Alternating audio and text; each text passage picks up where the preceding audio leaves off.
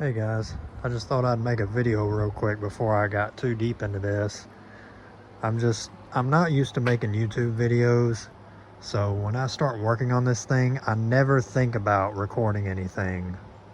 But as you can tell, I'm working on valve cover gaskets, intake gaskets, center valley pan gasket, just trying to seal up this top end up here because it leaks really bad up here. So, and I'm not trying to get too crazy with it because it does have, 166,000 miles. So I'm not trying to make it completely perfect, but I would like it to be sealed up a little bit better. As far as I can tell, well, you can't really see, but down below, there's not very many leaks down below. The front main seal don't really look too wet. The whole underside of this thing don't really look too wet. It's mainly, I think, just came from this top end up here. The valve cover gaskets, I think, is the main culprit. But yeah, I'm just replacing all those, whatever you can typically find at the parts store, Felpro gaskets. Replacing like these little center bolts right here. If I can talk, man, these little center bolts right here, these little rubber gaskets. I can't push these off with one hand, but I got one more to do right here. Here's the new one. And then here's the intake right here.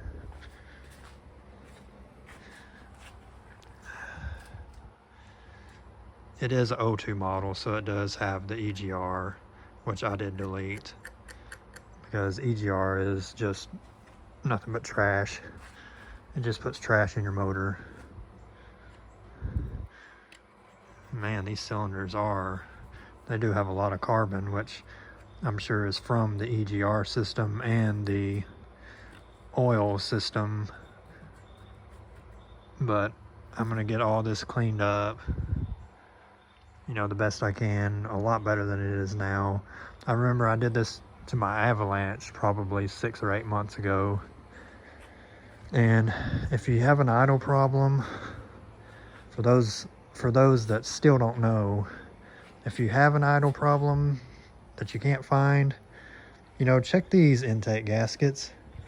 Like if you look at these intake gaskets, you see how flat they are? The rubber is completely worn down. I would be surprised if it didn't leak. There's probably some sort of intake leak that would cause an idle problem. Nothing. Those are completely done. But surprisingly, this gasket here, I think this gasket here has been replaced, unless this blue is a GM color. I don't know, but it still sticks up just fine. It still had a great seal on the throttle body. But one thing I wish these valve cover gasket kits did come with was this oil fill right here. You can see on this thing there's an O-ring right here. This was leaking, but yet no kit I could find would come with that O-ring. I'm sure I could either find it. I have an O-ring kit in that building over there, but I don't know if I have an O-ring that big. There's a hydraulic shop in town. I might could get an O-ring from them. But yeah, she's been sitting in here since the last time I made a video.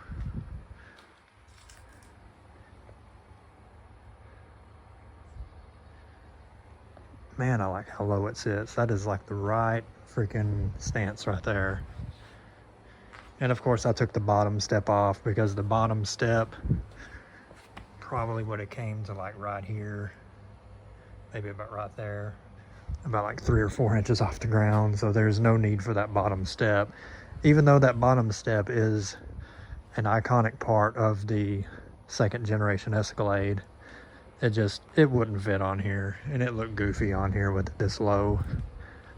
So I took it off. I don't plan on putting them back on. Oh, man. At least the weather's getting cooler around here. My allergies have kind of lightened up a little bit. For those who don't know, I've got bad allergies. I mean, I try all types of allergy medication. It really don't work. My nose stays stopped up.